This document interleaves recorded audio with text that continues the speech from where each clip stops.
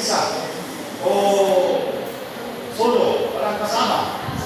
Anong ginagawa? Tingnan natin kung ano dapat gawin. Just like what Jesus did. Dito sa ating binasa, nag-isa siya nandun, pero may ginagawa siya. So, kailangan ng Kristiyano ang mag-isa, hindi upang sulong mo ang cellphone, upang sulong ka mag-scroll ng cellphone, upang sulong ka ng kung ano ang mga iniisip mo. When a Christian is in solitude, kapag ang Kristiyano ay napag-isa at talagang intentional ang ginagawa mong pag-isa, dapat ito ang mangyari. Sa oras na pag-isa, ikaw lang ang nagbibigay-bigay. Nag-isip. Meditation ang tawag ko niya. Meditation. In fact, even non-Christians, maraming hindi mga Kristiyano, ginagawa ko ito. Meditation na yan, nag-isa, tapos nakakonsentrate, kung ano ang concentrate nila, tawag ko niya meditation. Pero dito, sa karanasan ni Jesus, sa pag-isa, nag-meditate siya, nakasama ang Diyos. So, oras na ikaw lang at nag-inilay-ilay. Oras na ikaw lang at ang Diyos. That's devotion. Wow! So, nag-iisa ka at nag-inilay-ilay, nag-iisip-isip, nakasama ka si Lord.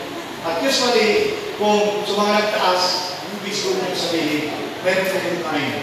You spend time alone with God. Amen? So, that was the experience of Jesus in Gethsemane.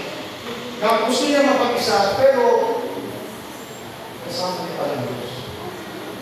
And sa oras ng pag-isa, ito ay oras para manalangin ng walang distractions and disturbances.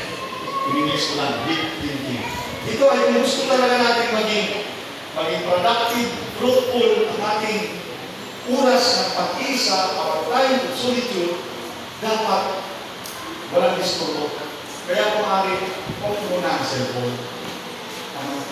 You do deep thinking, pinag-iisipan mo, nananalangin ka na walang disturbo at mga distractions.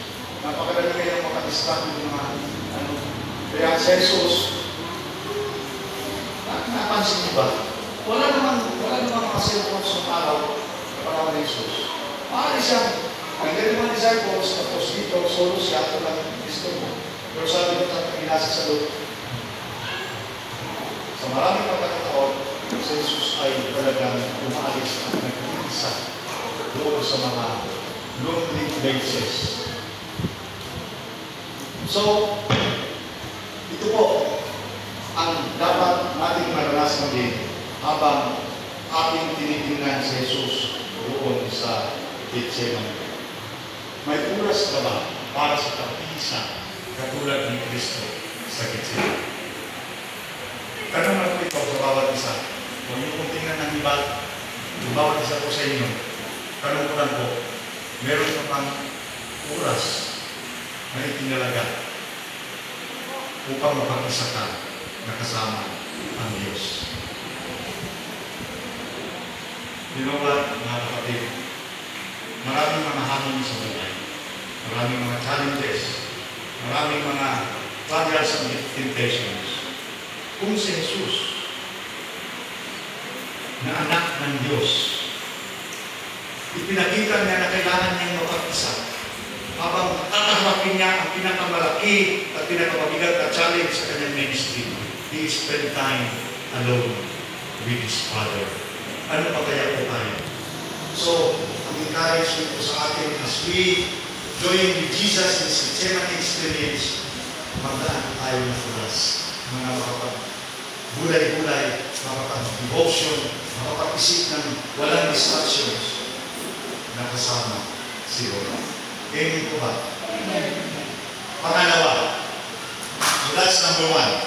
Jesus in Gethsemane experienced solitude.